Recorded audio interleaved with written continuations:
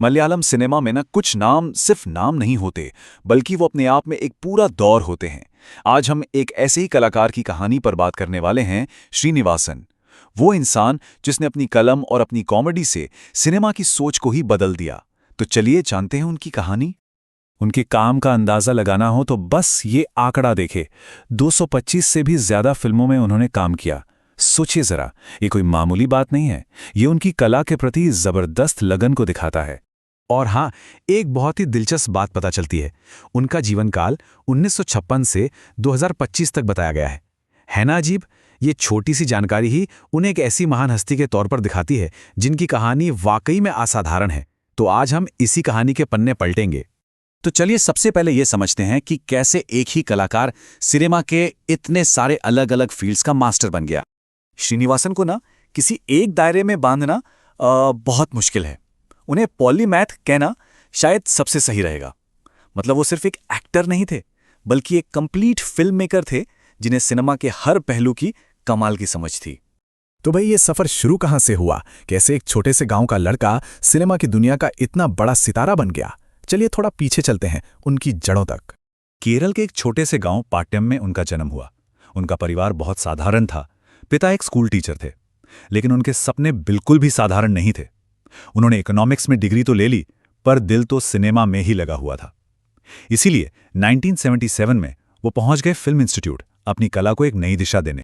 और फिर वो साल भी आया, 1976, जब फिल्म मणि मुजक्कम के साथ उन्होंने सिल्वर स्क्रीन पर अपना पहला कदम रखा। ये एक शानदार सफर की बस एक छोटी सी शुरुआत थी। एक्टिंग तो उनकी कला का एक हिस्सा था, पर श्रीनिवासन की असली पहचान बनी उनकी कलम से। चलिए अब उनकी लिखने की दुनिया में चलते हैं और देखते हैं कि कैसे उन्होंने अपनी एक अलग ही आवाज बनाई। ये बात उनकी कला का, आप कह सकते हैं, निचोड़ है। उनके लिए कॉमेडी सिर्फ हंसाने का जरिया नहीं थी। नहीं, ये एक टूल था जिससे वो आम इंसान की जिंदगी की गहरी और सच्ची कहानियों को पर्दे पर उतारते थे। उनकी कलम ना समाज पे एक आईने की तरह थी। चाहे वो लेबर यूनियंस की पॉलिटिक्स हो, या फिर चटपटी कहानियों के पीछे भागती जनता हो, या फिर एक आम आदमी की रोज की जद्दोजहद, उन्होंने अपनी स्क्रिप्ट्स में इन सब पर बड़ी बेबाकी से कटाक्ष किया। उनकी फिल्मों की सबसे बड़ी खासियत क्या थी? यही कि उनके किरदार और डायलॉग्स इतने असली लगते थे, ऐसा लगता था मानो हमारे आसपास के ही लोग हैं, हमारी ही तरह बात कर रहे हैं। और बस यही वजह थी कि लोग उनसे फौरन कनेक्ट कर जाते थे। ये टाइमलाइन उनके 4 दशकों के जबरदस्त सफर की कहानी कहती है।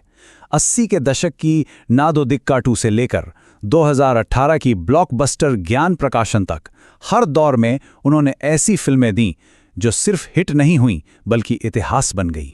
लिखने और एक्टिंग में अपना लोहा मनवाने के बाद श्रीनिवासन ने संभाली डायरेक्टर की कुर्सी, और यहां भी उन्होंने ये साबित कर दिया कि वो सिनेमा के हर फन में माहिर हैं। बतौर डायरेक्टर उनकी 2 फिल्में मील का पत्थर मानी जाती हैं। एक तरफ थी विदुक्को नोक्यंत्रम, जो इंसानी रिश्तों की उलझनों को बड़ी गहराई से दिखाती हैं, तो दूसरी तरफ चिंताविष्टया या श्यामला, जो पारिवारिक जिम्मेदारियों पर एक तीखा सामाजिक व्यंग है। और उनकी इस कमाल की डायरेक्शन को सराहा भी गया। उनकी दोनों ही फिल्मों को नेशनल और स्टेट लेवल पर बड़े बड़े अवार्ड से नवाजा गया। ये अवार्ड्स उनकी काबिलियत पर मुहर लगाते हैं। अब बात करते हैं उस विरासत की जो श्रीनिवासन अपने पीछे छोड़ गए हैं। एक ऐसी विरासत जो संस्कृति और परिवार दोनों में आज भी जिंदा है। उनके बनाए किरदार सिर्फ पर्दे तक ही सीमित नहीं रहे, वो लोगों की रोजमर्रा की बातचीत का हिस्सा बन गए। उनके मुहावरों में शामिल हो गए, मलयालम पॉप कल्चर का एक अहम हिस्सा बन गए। और यही तो एक महान कलाकार की असली पहचान होती है ना। और ये विरासत आज भी फल फूल रही है। उनके दोनों बेटे विनीत और ध्यान आज मलयालम सिनेमा के जाने माने नाम हैं और अपने पिता की कला को एक नई ऊंचाई पर ले जा रहे हैं। तो आखिर में ये एक सवाल हमारे जहन में आता है, जो श्रीनिवासन की पूरी कला का सार है। क्या समाज की कड़वी सच्चाइयों को कहने के लिए हंसी मजाक से बेहतर कोई हथियार हो सकता है? उनकी फिल्में तो इसी बात की गवाही देती हैं। इस पर सोचना तो बनता है।